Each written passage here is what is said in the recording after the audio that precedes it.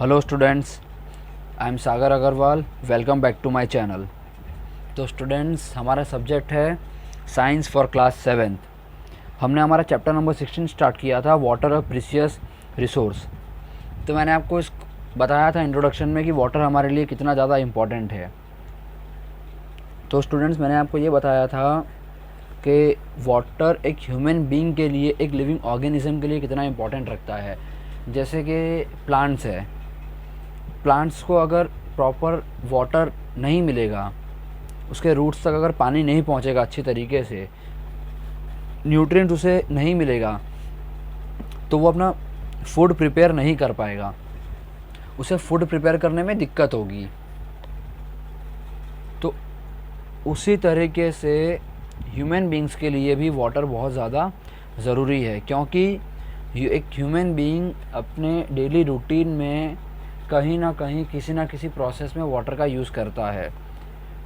पानी पीने का काम हो, या फिर हमें कुछ वॉश करना हो, हमें नहाने जाना हो, या खाने बनाने का प्रोसेस हो, कहीं ना कहीं किसी ना किसी जगह पे वाटर यूज़ होता है। हमने कई बार ये भी देखा है कि हमारे घरों में या फिर हम कहीं बाहर जाते हैं तो पानी बहुत जगह कहीं ना किसी तरीके से वेस्ट हो रहा होता है। तो हमें पानी को वेस्ट नहीं करना है, हमें पानी को सेव करना है, पानी बचाना है। किस तरीके से पानी बचेगा हमें वो सोचना है। अगर हमारे घरों में जो नल हैं वो लीकेज है या फिर वो खुले छूट जाते हैं तो हमें वो नहीं होने देना है, हमें उनको बंद करना है, उसे ठीक करना है, पानी को हमें बचाना है। क्योंकि जल है तो जीवन है, जल है तो कल है। जैसा कि हम सभी जानते हैं कि बूंद बूंद से घड़ा भरता है। तो मैंने आपको स्टूडेंट्स ये भी बताया था कि बारिश का होना बहुत ज़्यादा ज़रूरी होता है, क्योंकि अगर बारिश नहीं होगी तो जो ग्राउंड वाटर है, वाटर टेबल है, वहाँ पे पानी की कमी होनी स्टार्ट हो जाएगी। मैंने आपको ये भी बताया था कि एक human body 70% of water consume रखता है। एक ह्यूमन बॉडी के अंदर 70% वाटर होता है। तो इससे हमें ये पता चलता है कि एक ह्यूमन बीइंग के लिए या फिर एक लिविंग ऑर्गेनिज्म के लिए पानी कितना ज़्यादा इम्पोर्टेंस रखता है। फिर मैंने आपको बताया था कि हमारा जो अर्थ का ये सरफेस है, ये हमें ब्लू क्यों दिखता है। ब्लू दिखने का रीज़न है 71% of water available on earth. Earth पे 71% वाटर अवेलेबल है, जिसकी वजह से जो अर्थ का सरफेस है वो हमें ब्लू दिखाई देता है। कोई भी सी, ओशन, लेक, कहीं ना कहीं कोई भी रिवर्स में हर जगह पानी अवेलेबल है, जिसकी वजह से जो अर्थ सरफेस है वो ब्लू दिखाई देता है। What you have learn in this chapter, उसके बारे में हम कुछ पॉइंट्स हैं यहाँ पे, वो हम पढ़ने वाले हैं। एक ओवरव्यू लेते हैं खाली आज। Water is essential for all living beings, there can be no life without it. हम सभी अच्छे से जानते हैं कि एक लिविंग बीइंग के लिए, एक लिविंग ऑर्गेनिज्म के लिए पानी कितना ज़्यादा इम्पॉर्टेंट है। उसके बिना कोई लाइफ नहीं है। Life is impossible without water. Water exist in 3 forms. मैंने आपको 3 फॉर्म्स बताए थे, solid, liquid and gas. Gas को आप वेपर भी बोल सकते हो। Though water is maintained by water cycle, yet there is an acute scarcity of water in many parts of the globe.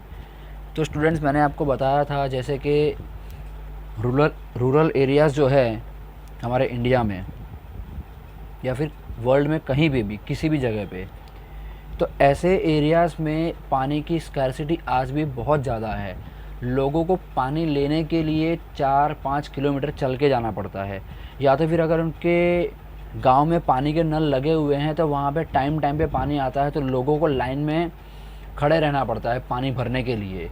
या तो फिर उनके जो गांव वगैरह है या फिर उनकी सोसाइटीज़ है, कुछ भी है, तो वहाँ पे पानी के टैंकर्स भिजवाए जाते हैं नगर पालिका के द्वारा। तो जो पानी के टैंकर्स भिजवाए जाते हैं, लिमिटेड पानी होता है उसमें, तो उनको उतना ही पानी मिलता है, तो उन्हें उसी पानी में उन्हें उनका घर का काम या फिर उनके डेली यूजेस जो उनके हैं उन्हें वो चलाना पड़ता है। तो आज भी ऐसी बहुत सारी जगह है जहाँ पे पानी की स्कैरसिटी है। क्यों है? उसका रीज़न है क्योंकि वहाँ पे बारिश नहीं होती है अच्छे से। बारिश नहीं होने के कारण वहाँ पे पानी की कमी बहुत ज़्यादा होती है। मैंने एग्जांपल दिया था राजस्थान। राजस्थान एक ऐसा स्टेट है जहाँ पे पानी की बहुत कमी होती है, पानी बहुत कम होता है वहाँ पे। अभी पिछले साल वहाँ पे बारिश कम होने की वजह से पानी के जो टैंकर्स है वो भिजवाए गए थे, या फिर जो इंडियन रेलवे है IRCTC, उन्होंने पानी के टैंकर्स बाय ट्रेन उन्होंने भिजवाए थे। पाली एक जगह का नाम है राजस्थान में, वहाँ पे पानी के जो ट्रेन्स है ये भर के भिजवाए गए थे। एक ट्रेन के थ्रू उन्होंने काफ़ी पानी वहाँ पहुँचाया था। वहाँ पे पानी की इतनी स्कैरसिटी हो गई थी, इतनी कमी हो गई थी बारिश ना होने की वजह से, अच्छे से बारिश नहीं हो पाई थी वहाँ पे।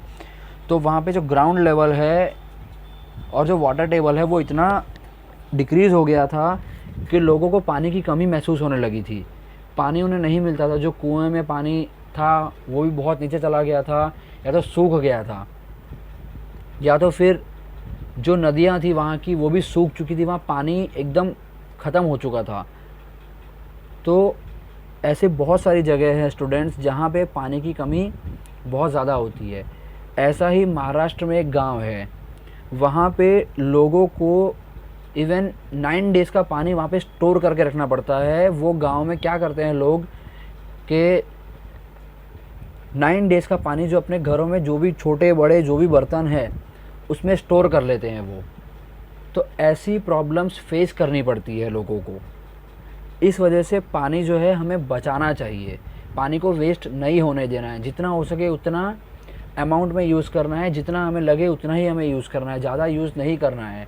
हमें पानी के टैप्स को खोल के नहीं छोड़ देना है। हमें अगर जितना उसे यूज़ करना है हमें उसको किसी ग्लास में या फिर किसी बाउल में लेके यूज़ कर लेना है, बट हमें खोल के नहीं छोड़ना है। बहुत सारे जगह पे पानी की कमी है इस वजह से। तो मैंने आपको ये 3 फॉर्म्स बताए थे, सॉलिड, लिक्विड और गैस। तो हम बात करते हैं सॉलिड की।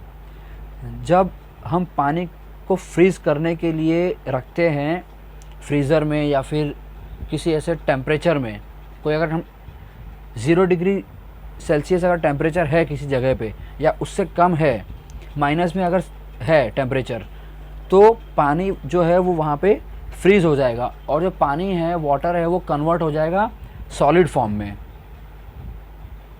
पानी का और आइस का वॉल्यूम सेम होने की वजह से आइस जो है वो फ्लोट करता है वाटर में, क्योंकि दोनों का वॉल्यूम सेम है। अमाउंट सेम होने की वजह से दोनों का वॉल्यूम सेम हो जाएगा, तो जो आइस है वो फ्लोट करने लगेगा, क्योंकि हमने वाटर को फ्रीज़ किया है ना, तो वो फ्लोट करता है पानी में, दोनों का वॉल्यूम सेम होने की वजह से। देन हम बात करते हैं लिक्विड की। लिक्विड मीन्स वाटर, वो खुद एक लिक्विड स्टेट है, लिक्विड फॉर्म है। तो लिक्विड गीला होता है, वो फ्लो होता है। हम अगर कहीं पे पानी को गिराते हैं तो पानी क्या होता है, फ्लो होके बह के चला जाता है। और प्योर जो वाटर होता है, जो हम कंज्यूम कर सकते हैं, जिसका हम यूटिलाइज़ कर सकते हैं, वो वाटर कैसा होता है, उसमें ना तो रॉक्स होता है, ना सॉल्ट होते हैं, ना ही उसके अंदर मिट्टी होती है, ना ही उसके अंदर कोई कचरा होता है। वो फ्रेश वाटर होता है जो हम यूज़ करते हैं। और हमारा थर्ड फॉर्म है गैस। तो ये गैस फॉर्म कब बनता है, जब हम पानी को बॉयल करते हैं या हीट करते हैं, तो ये वाटर जो होता है ये कन्वर्ट हो जाता है गैस फॉर्म में और भाप बन के निकल जाता है और कहीं ना कहीं एटमॉस्फेयर में भी अवेलेबल होता है। तो स्टूडेंट्स, ये आज आपके लिए 3 क्वेश्चंस दे रहा हूँ मैं। How much % of water is available on अर्थ? कितने % ऑफ वाटर अवेलेबल है अर्थ पे? List out the forms of water. कौन कौन से फॉर्म्स है वो लिस्ट आउट करने हैं और वाटर साइकिल का जो डेफिनेशन है वो आपको लिखना है। तो आज हमने खाली एक शॉर्ट ओवरव्यू लिया है हमारे इस चैप्टर के बारे में। जो आपको ये 3 क्वेश्चंस दिए हैं उसको अपने नोट्स में लिखिए और वीडियोस को देखिए। मैंने आपको बताया है वाटर साइकिल के बारे में भी। Thank you students.